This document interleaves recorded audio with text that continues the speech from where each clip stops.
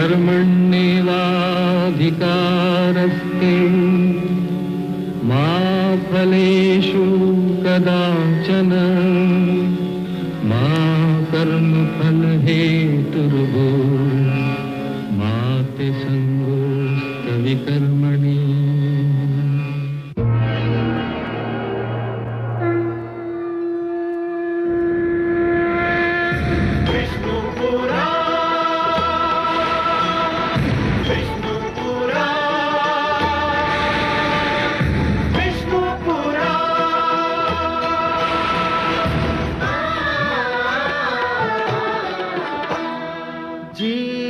ज्ञान ब्रह्म ज्ञान अथ श्री विष्णु पुराण ओम की कथा महान जय श्री विष्णु पुराण विष्णु पुराण विष्णु पुराण विष्णु पुराण प्रगटे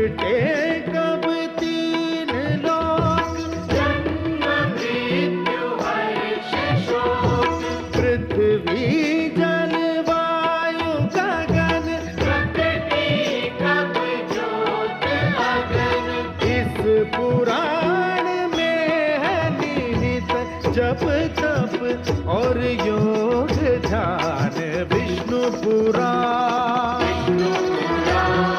विष्णु पुराण विष्णु पुराण। मैं माँ हूँ, धरती माँ।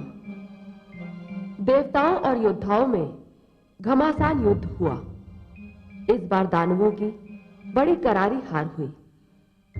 इंद्रदेव ने बड़ी कुशलता से अपनी सेना का संचालन किया, परंतु मुझसे पूछो तो दानवों की पराजय के दो मुख्य कारण थे।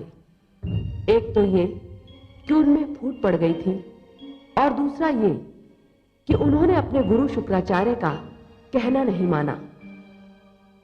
गुरु का आदेश नकारने का फल दानवों को मिलकर रहा, मगर इंद्रदेव इस भूल में पड़ गए थे कि उन्होंने ये युद्ध अपनी वीरता और कौशल से जीता है।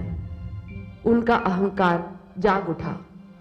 अहंकार विवेक का सबसे बड़ा दुश्मन है। अहंकारी अपनी शक्ति के बारे में भ्रम में पड़ जाता है, जिसका परिणाम कभी अच्छा नहीं होता। मुझे विश्वास है कि इंद्रदेव का यह अहंकार केवल मुझे नहीं, स्वयं भगवान विष्णु को भी अच्छा नहीं लगेगा।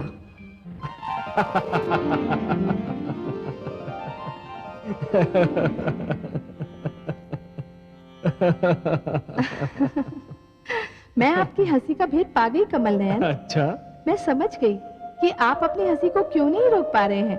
अच्छा तो बताइए तो सही कि हमें हंसी क्यों आई। देवराज इंद्र ने अपने ही मुख से अपने आप को महान कहा, इसलिए। आप ठीक समझी महादेवी। अपने ही मुख से अपने आप को केवल वही लोग महान कहते हैं जिन्हें यह भय होता है कि कदाचित कोई और उन्हें महान नहीं कहेगा। यह तो आत्मविश्वास की कमी का प्रतीक है देवी। सत्य तो यह है कि मुझे भी देवराज इंद्र का यह अभिमान अच्छा नहीं लगा। देवी, अभिमान और घमंड स्वयं से छल करने का दूसरा नाम है। अब सांझ समय शरीर की छाया लंबी हो जाती है। अब कोई मनुष्य यदि छाया की इस लंबाई को शरीर की वास्तविक लंबाई समझ लेगा तो स्वयं से छल ही करेगा ना। हे नाथ, मुझे तो लगता है कि देवराज इंद्र अपनी सफलता पर फूले नहीं समा रहे हैं। देवी, सफलता और समृद्धि को प्राप्त कर लेना उतना कठिन नहीं होता जितना कि उन्हें पचा लेना। अब मान लीजिए कि एक गागर में जल आधा भरा है और दूसरी गागर में जल पूरा भरा है। जिस गागर में जल आधा भरा है वो तो शीघ्र ही लुढ़क जाएगी ना। इसी प्रकार जिनके व्यक्तित्व में हल्कापन होता है वो थोड़ी सी सफलता से भी बहुत अधिक प्रसन्न हो जाते हैं। भारी भरकम व्यक्तित्व वाले लोग सफलता पर ध्यान नहीं देते। वो तो इस पर ध्यान केंद्रित करते हैं कि कहीं सफलता उनका ध्यान अपने लक्ष्य से हटा न दे। सफलता उन्हें अधिक सतर्क बना देती है देवी। पर हे सर्वज्ञाता, क्या विजयश्री ऐसी अप्सरा नहीं जिसे देखकर किसी का भी ध्यान टूट सकता है? नहीं महादेवी, विजयश्री की अप्सरा उनका ध्यान भंग नहीं करा पाती जिनके विवेक के नेत्र खुले रहते हैं, जो विजय के आगे के संकट पर अपनी दृष्टि जमाए रहते हैं। हे कमल नयन, देवराज इंद्र ने कालकेतु जैसे शूरवीर को पराजित किया है। अब इससे बड़ा संकट और क्या हो सकता है? देवी, कालकेतु एक महत्वाकांक्षी और सत्ता का लोभी दानव है। महत्वाकांक्षी और सत्ता का लोभी व्यक्ति बाहर से दिखने में जितना शक्तिशाली होता है, भीतर से उतना ही दुर्बल होता है। और यह तो स्वयं देवराज इंद्र जानते हैं। ऐसे व्यक्ति को पराजित करना कोई कठिन कार्य नहीं होता। परंतु आश्चर्य तो यह है कि विजय के हर्ष में स्वयं देवराज इंद्र गुरु शुक्राचार्य को भूल गए। गुरु शुक्राचार्य, देवेंद्र को यह ज्ञान है कि गुरु शुक्राचार्य एक ऐसे प्रश्न चिन्ह के समान है जो चिंताजनक तो होता ही है, परंतु उसका उत्तर जानना बहुत कठिन होता है। गुरु शुक्राचार्य? हां महादेवी, इस समय मेरा ध्यान केवल उन्हीं पर है। उनकी सोच किसी भी समय एक बहुत बड़ा संकट खड़ा कर सकती है। किंतु वो क्या सोच रहे हैं स्वामी?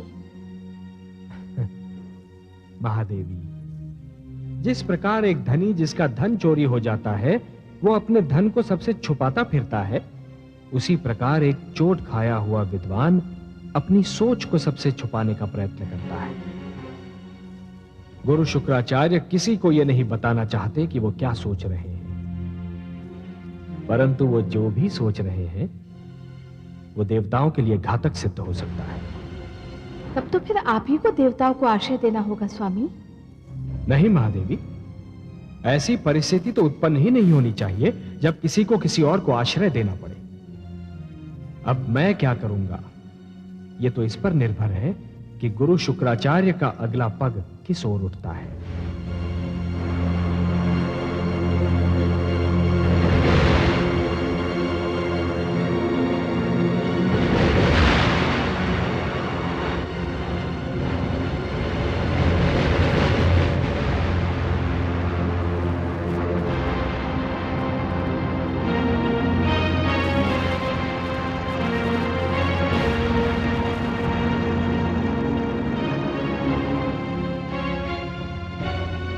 ये सब मेरे कारण हुआ है।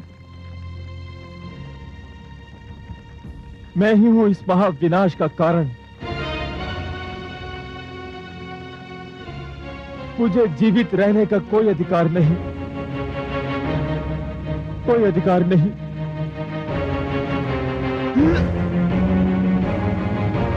ठहरो कालकेतु, ठहरो।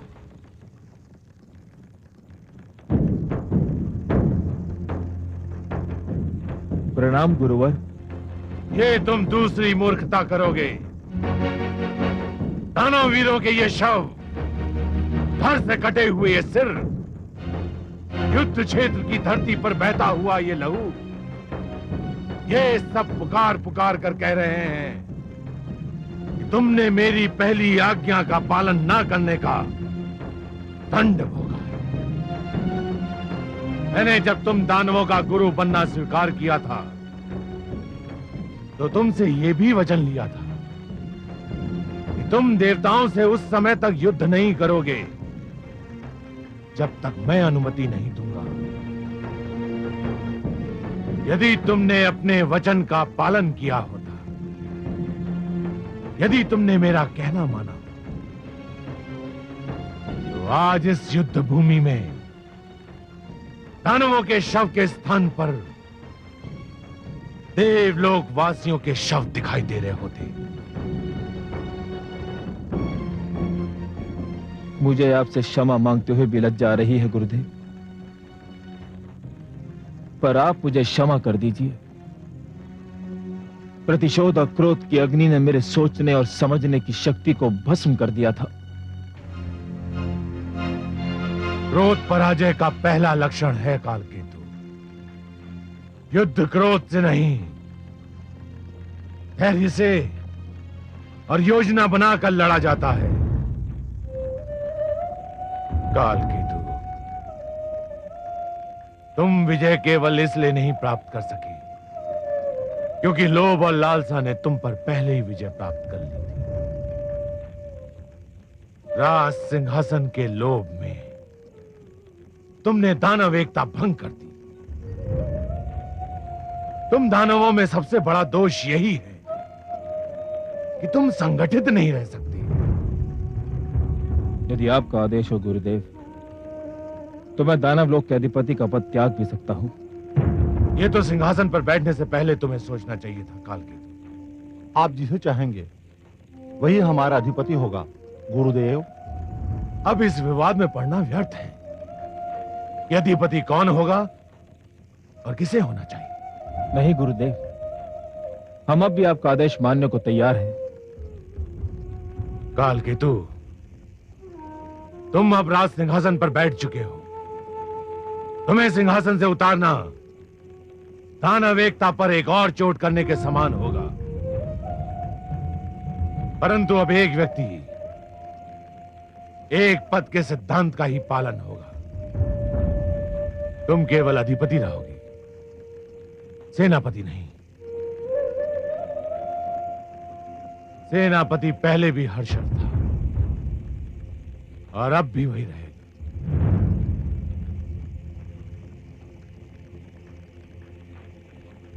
जो आज्ञा गुरुदेव। परंतु गुरुदेव, हम परास्त हुए हैं, अपमानित हुए हैं। आपके निर्देशन के बिना हमारा खोया हुआ मान और टूटा हुआ साहस वापस नहीं लौट सकता। आप हमारा मार्गदर्शन कीजिए गुरुदेव। हम एक बार फिर सिर उठाकर जीना चाहते हैं। हम देवताओं को परास्त करना चाहते हैं गुरुदेव। ये तभी संभव है जब मुझे संजीवनी मंत्र प्राप्त हो जाए।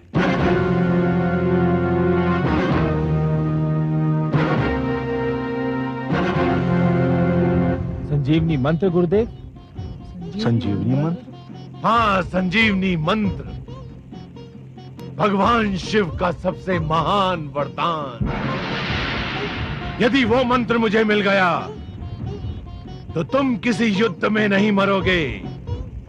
यदि मर गए तो मैं वो मंत्र फूंक कर तुम्हें पुनः जीवित कर दूंगा। गुरु शुक्राचार्य की जय! गुरु शुक्राचार्य की जय! आप धन्य हैं गुरुदेव। इस प्रकार हर युद्ध में देवताओं की संख्या घटती जाएगी और तुम दानवों की संख्या बढ़ती जाएगी। एक दिन ऐसा आएगा, देवता इतने कम रह जाएंगे कि तुम लोग सरलता पूर्वक टहलते हुए देवलोक पहुंच जाओ। देवलोक पर हमारी पताका फहराएगी। बचे कुचे देवता ही नहीं, स्वयं भगवान विष्णु भी देखते रह जाएंगे। गुरुदेव की जय! गुरुदेव की जय! गुरुदेव की जय! गुरुदेव की जय! गुरुदेव की जय! मैं भगवान शिव के दर्शन करने जा रहा हूं। तुम सब उस समय तक कोई उतावलापन नहीं दिखाओगे जब तक मैं लौट ना आऊं। जो आज्ञा गुरुदेव।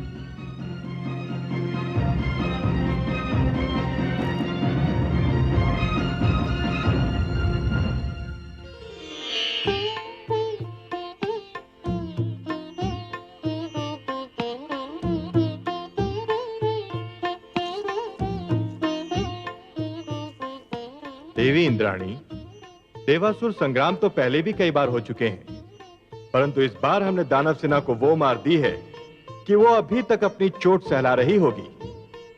समस्त युद्ध क्षेत्र को हमने दानवों के शवों से पाट दिया। मेरी यही मनोकामना है कि दानव इस पराजय से ऐसा पाट लें कि फिर कभी युद्ध ना हो। ऐसा ही होगा देवी, ऐसा ही होगा। दानव हो या असुर, भविष्य में कभी हम पर आक्रमण करने का साहस नहीं करेंगे। अब हमें उनकी ओर से कोई चिंता, कोई भय नहीं रहेगा। नृत्य गायन आरंभ करो। आज समस्त देवलोक विजयोत्सव मनाएगा।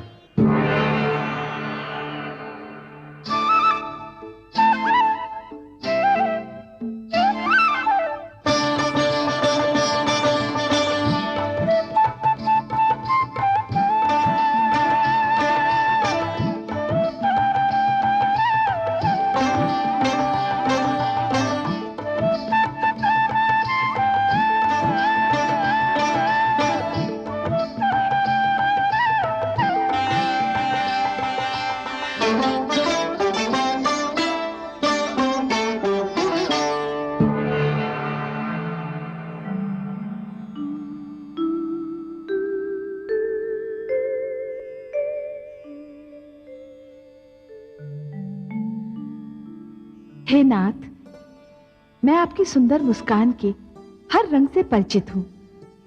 इस समय भी जो मुस्कान आपके अधरों की शोभा बनी हुई है, उसके रंग को भी मैं पहचानती हूँ। हे देवी, आप हमारी मुस्कान के रंग ही नहीं, हमारे हृदय की सारी धड़कनों को भी जानती हैं, और इसीलिए जान रही हैं कि मैं इंद्रलोक में होने वाले विजयोत्सव को देखकर अपनी मुस्कान को रोक नहीं पा रहा हूं। हाँ कमल नयन, और आपकी मुस्कान से जो चिंता झांक रही है, उसी से मुझे लग रहा है कि अवश्य कोई विशेष घटना घटने वाली है। आपका अनुमान बिल्कुल ठीक है महादेवी। इंद्रलोक में जो निश्चिंतता का वातावरण छाया हुआ है, वो अवश्य ही कोई रंग लाएगा। इंद्रदेव निश्चिंत होकर अपनी विजय का उत्सव तो मना रहे हैं, परंतु साथ ही जीवन का एक मूल सत्य भूल रहे हैं।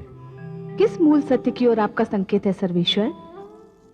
वो सत्य ये है महादेवी कि सूर्योदय के समय जो अंधकार इस धरती से भाग खड़ा होता है और घने वनों और गुफाओं में जाकर छुपता है, वही अंधकार सूर्यास्त का समय निकट आते ही फिर से अपना सिर उठाने लगता है, और सूर्यास्त होने के साथ ही इस धरती पर फिर से अपना अधिकार जमा लेता है।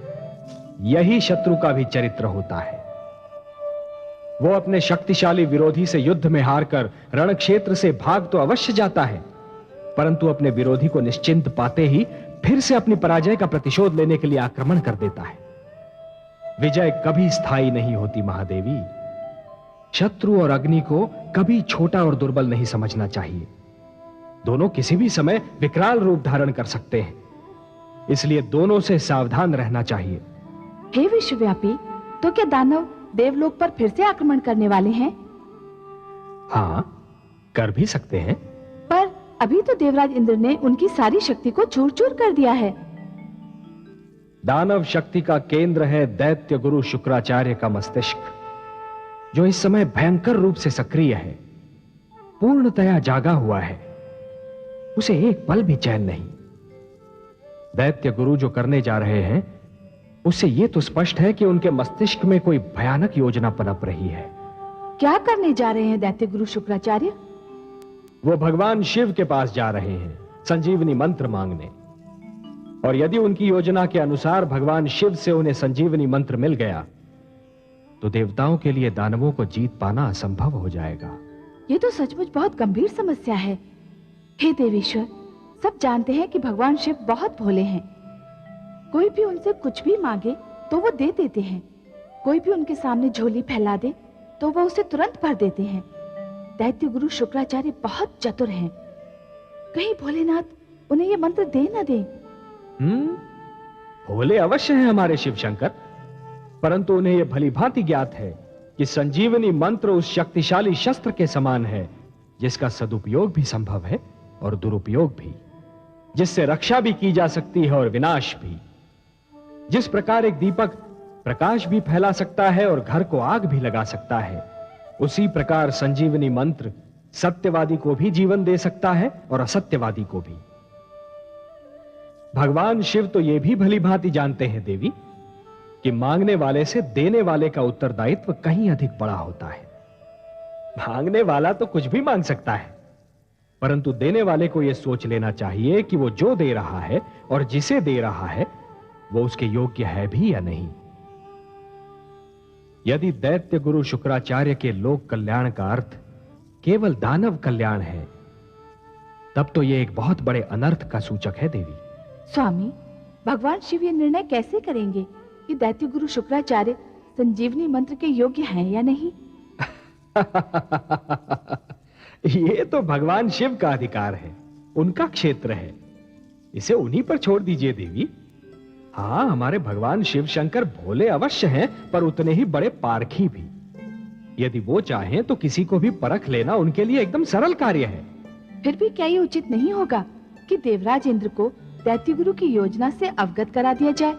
कहीं ऐसा ना हो जाए कि देवराज इंद्र विजय उत्सव मनाते रहें और दैत्य गुरु अपने उद्देश्य में सफल हो जाएं। यही तो हमारी भी चिंता है देवी। देवराज इंद्र की निश्चिंतता हमें चिंतित कर रही है। विजय ने उन्हें नीति के मार्ग से हटा दिया है। उनका तो यह कार्य था कि कि अपने गुप्तचर भेजकर अपने शत्रु की गतिविधियों से सतर्क रहते। आपने उचित परामर्श दिया है देवी, हम देवेंद्र को सूचित करेंगे। जय विजय। आज्ञा सर्वेश्वर। तुम दोनों इंद्रलोक जाओ और देवेंद्र को सूचना दो कि दैत्य गुरु शुक्राचार्य भगवान शिव शंकर से संजीवनी मंत्र मांगने जा रहे हैं, और यदि यह मंत्र उन्हें मिला तो देवलोक पर संकट आ सकता है। उनसे कहो कि इस समस्या का तुरंत समाधान ढूंढें। जो आज्ञा देवेश्वर।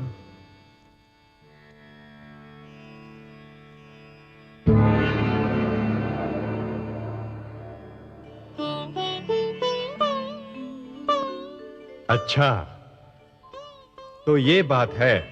हाँ देवराज, श्री लक्ष्मीपति ने कहा है कि आपको सूचित कर दिया जाए कि दैत्य गुरु शुक्राचार्य भगवान शिव से मिलने जा रहे हैं और देवलोक पर गंभीर संकट के बादल मंडरा रहे हैं। कह देना श्री विष्णु भगवान से कि हमें सूचना देने के लिए धन्यवाद। वो चिंता ना करें, ऐसा कुछ नहीं होगा। इससे पहले कि दैत्य गुरु शुक्राचार्य भगवान शिव के पास पहुंचे, हम स्वयं उनके पास पहुंच जाएंगे। भगवान शिव पर हमारा अधिकार अधिक है। हम दैत्य गुरु शुक्राचार्य की चाल को असफल कर देंगे। जो आज्ञा देवराज।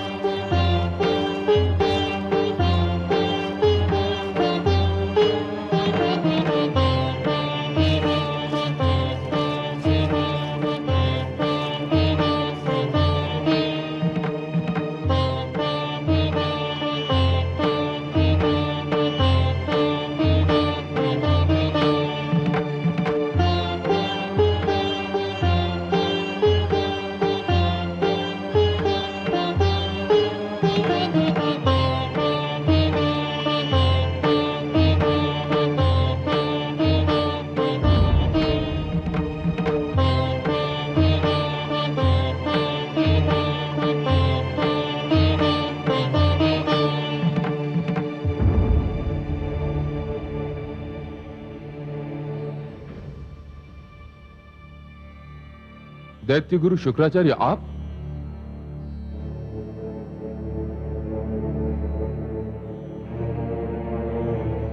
हे महादेव, मैं एक याचना लेकर आपके चरणों में उपस्थित हूं। हे शिव शंकर, मैं भी आपके निकट खड़ा हूं। देवराज आप? मैं तो दैत्य गुरु शुक्राचार्य से पहले ही यहां आ गया था। क्षमा करें देवराज, आप मेरे निकट नहीं, मेरे पीछे खड़े थे। मेरे 3 नेत्र अवश्य हैं, किंतु तीनों नेत्र मेरे मुख पर हैं। एक भी नेत्र मेरे सिर के पीछे नहीं है। इसी कारण मेरी दृष्टि आप पर नहीं पड़ी, नहीं तो मैं सबसे पहले आपका अभिनंदन करता, अतिथि की भांति आपका स्वागत करता। मैं अतिथि बनकर नहीं, याचक बनकर यहां आया हूं। याचक तो विनम्रता की मूर्ति होता है देवराज, परंतु मैं विवश हूं। दैत्य गुरु शुक्राचार्य पर मेरी दृष्टि भी पहले पड़ी और अपने याचक बनकर आने की सूचना भी उन्होंने पहले दी, इसलिए उन्हीं के निवेदन को पहला अवसर दिया जाएगा।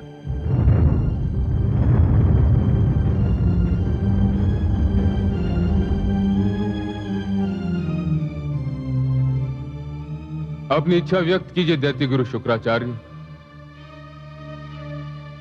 हे महादेव, मैं आपसे कुछ मांगने आया हूं।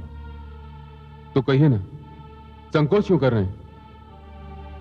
अपनी वर्षों की तपस्या और आपके प्रति अपनी अपार भक्ति के बदले में, हे महादेव, मैं संजीवनी मंत्र मांगने आया हूं।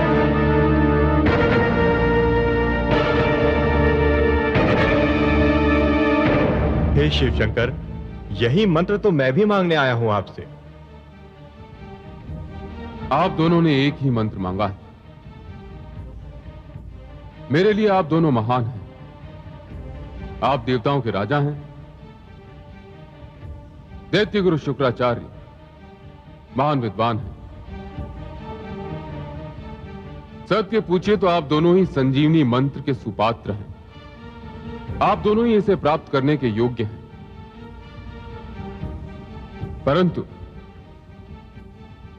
संजीवनी मंत्र एक कल्प में एक ही बार किसी एक ही को दिया जा सकता है। यह महाशक्तिशाली मंत्र है, इसलिए मुझे आप दोनों में से किसी एक ही को चुनना पड़ेगा। तब तो फिर भोले शंकर, निर्णय हो गया। मैं देवराज इंद्र हूं, मंत्र मुझे ही मिलेगा। नहीं देवराज, देव हो या दानव, निर्णय परीक्षा के आधार पर ही होगा। परीक्षा?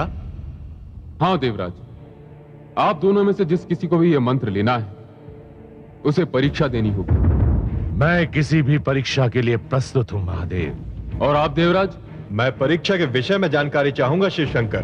परीक्षा परीक्षक की इच्छा पर निर्भर करती है देवराज, परीक्षा देने वाले की इच्छा पर नहीं। परीक्षा क्या होगी, कैसी होगी, इसका निर्णय तो केवल परीक्षक करता है। फिर भी आपने जानकारी चाही है तो जान लें।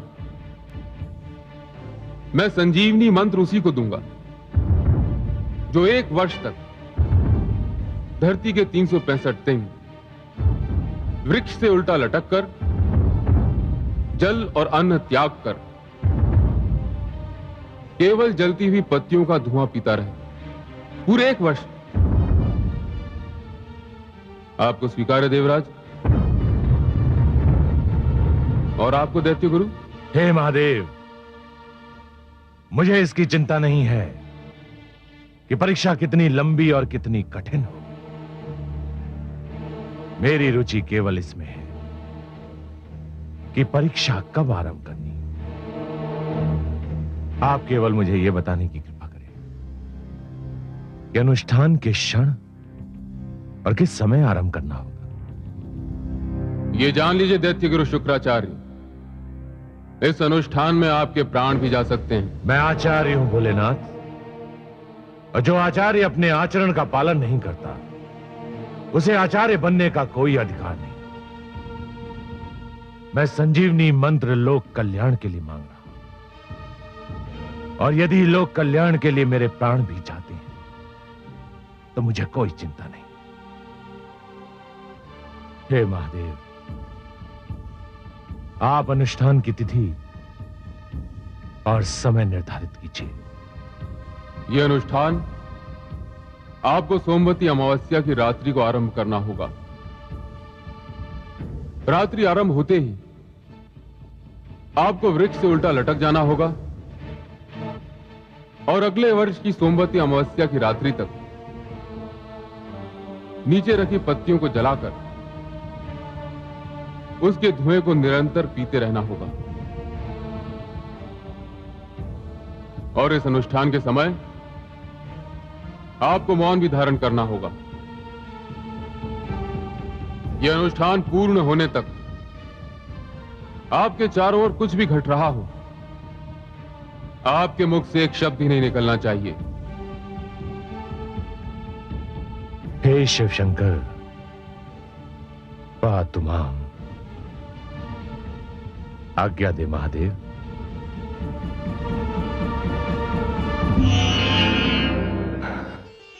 सुंदर, अतीव सुंदर। क्या क्या निष्ठा है दैत्य गुरु शुक्राचार्य की, क्या साहस है, कितना दृढ़ निश्चय है। देखकर तो मेरे भी मुख से धन्य है का उद्गार निकल गया। वंदनीय है उनका साहस महादेवी, वंदनीय है उनका साहस, और प्रशंसा के योग्य हैं स्वयं वो। निस्संदेह वंदनीय है उनका साहस, निस्संदेह प्रशंसा के योग्य हैं स्वयं वे।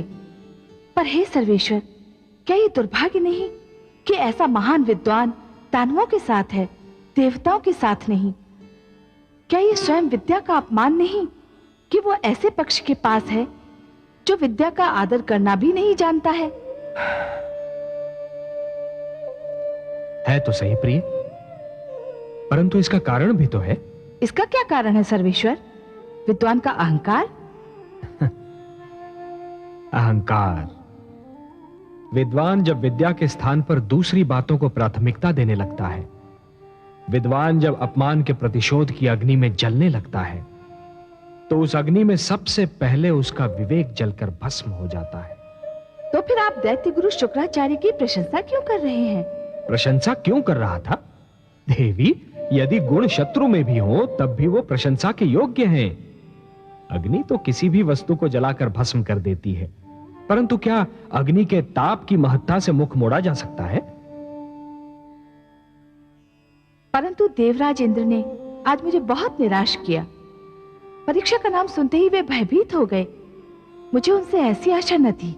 देवराज परीक्षा की कठोरता से भयभीत थे महादेवी, और दैत्य गुरु के उद्देश्य ने उन्हें निर्भय बना दिया था। इसीलिए मैं कहता हूं देवी कि प्रत्येक मनुष्य के सम्मुख जीवन में कोई ना कोई उद्देश्य अवश्य होना चाहिए। देवराज इंद्र अपने नंदनवन में मग्न है, और दैत्य गुरु के सम्मुख एक उद्देश्य है।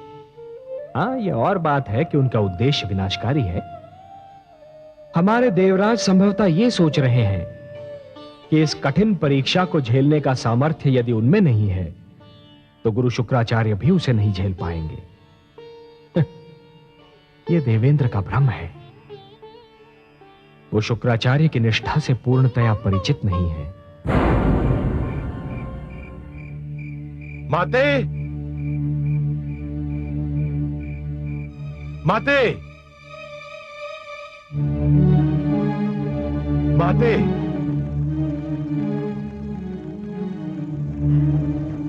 पुत्र, आयुष्मान भव पुत्र। मैं आपका आशीर्वाद लेने आया हूं माते। मेरा आशीर्वाद तो जन्म से ही तुम्हारे साथ है पुत्र। मेरे आशीर्वाद के तुम ही प्रथम और अंतिम अधिकारी हो। परंतु सदैव चिंतित दिखने वाले इस मुख पर आज हर्ष और उल्लास की किरणें देखकर मेरा हृदय भी प्रसन्नता से झूम उठा है। अवश्य ही कोई अनहोनी हुई है। हाँ माते, मैं बहुत प्रसन्न हूं। मैंने आज महादेव के समक्ष एक अनुष्ठान का प्रण किया है। तुम्हारा तो जीवन ही अनुष्ठानों की पूर्ति में बीता है पुत्र। इसमें नई बात कौन सी है? परंतु यह अनुष्ठान सबसे भिन्न है माते, और सबसे अधिक कठिन। मेरे पुत्र के लिए कोई अनुष्ठान कठिन हो, ये मैं मान ही नहीं सकती। यह सत्य है माते। मुझे इस वर्ष की सोमवती अमावस्या से अगले वर्ष की सोमवती अमावस्या तक वृक्ष से उल्टा लटककर केवल पत्तियों का धुआं पीते रहना होगा। क्या? परंतु इतने कठिन अनुष्ठान का प्रण लेने की तुम्हें क्या आवश्यकता थी पुत्र? मुझे संजीवनी मंत्र चाहिए माते, और महादेव ने कहा है कि संजीवनी मंत्र प्राप्त करने के लिए अनुष्ठान मुझे इसी प्रकार पूरा करना होगा।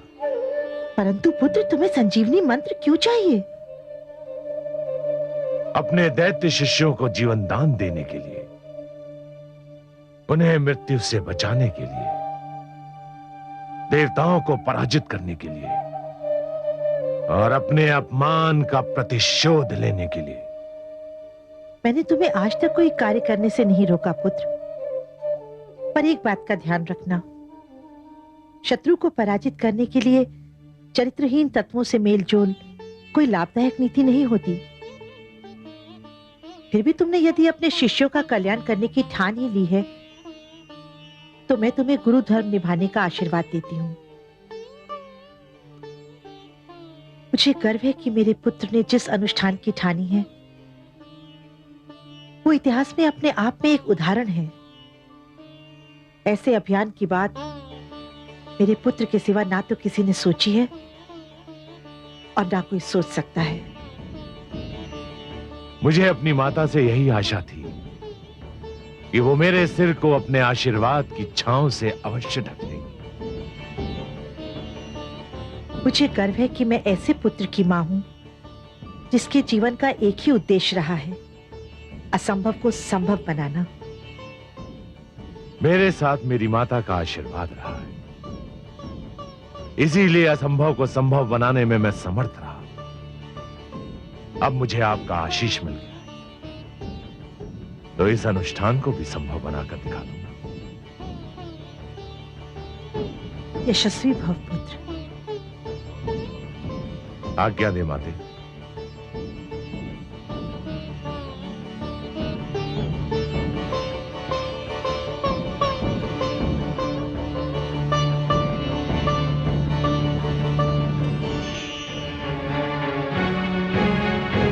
दानव वीरों, हमारे परम पूज्य गुरु शुक्राचार्य ने केवल हमारे लिए एक अत्यंत कठिन अनुष्ठान का निर्णय कर लिया है। हम उनको इस अनुष्ठान से रोकना चाहते हैं। हम इतने स्वार्थी नहीं हैं कि शक्ति और बल प्राप्त करने के लिए अपने महान विद्वान की बलि चढ़ा दें। इस अनुष्ठान में उनके प्राण जाने का भय है। हम उन्हें इस अनुष्ठान को करने से रोकेंगे। यदि हम सबने मिलकर उनके सामने इच्छा प्रकट की और उनसे इस अनुष्ठान को स्थगित करने की विनती की, तो वो अवश्य ही हमारी इस बात को मान जाएंगे।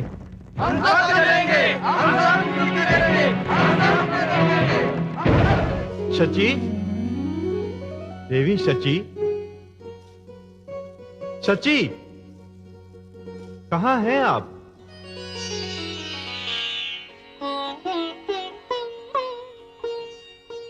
आज तो आप बहुत प्रसन्न दिखाई दे रहे हैं स्वामी। हाँ देवी, आज मैं बहुत प्रसन्न हूँ।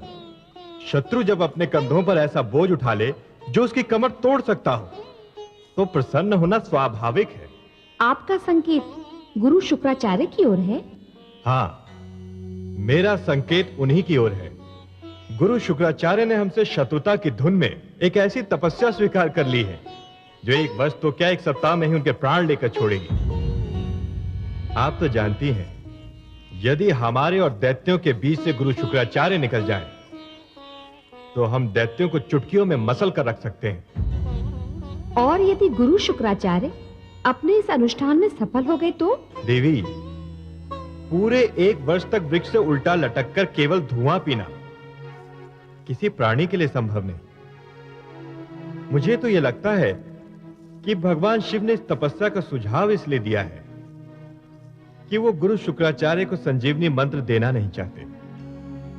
गुरु शुक्राचार्य इस तपस्या के भेंट चढ़ जाएंगे और संजीवनी मंत्र भगवान शिव के पास ही रहेगा। गंधर्वराज चित्ररथ, मलय केतु, आज्ञा देवराज। तुम दोनों शीघ्र वहां पहुंचो जहां दैत्य गुरु शुक्राचार्य ने अपना अनुष्ठान आरंभ करने का निर्णय किया है, और जैसे ही उनकी तपस्या भंग हो या उनके प्राण जाए, वैसे ही आकर हमें सूचित करो। जो आज्ञा देवराज।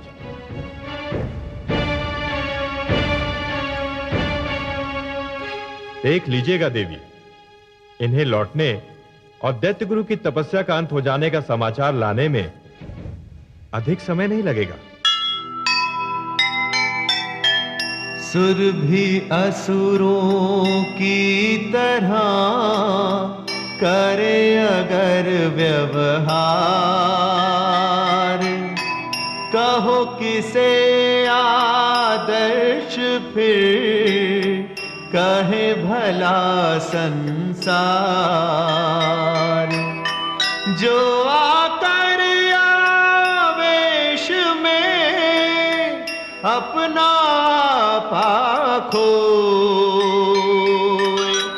औरों को भी कष्ट दे, दुखी स्वयं भी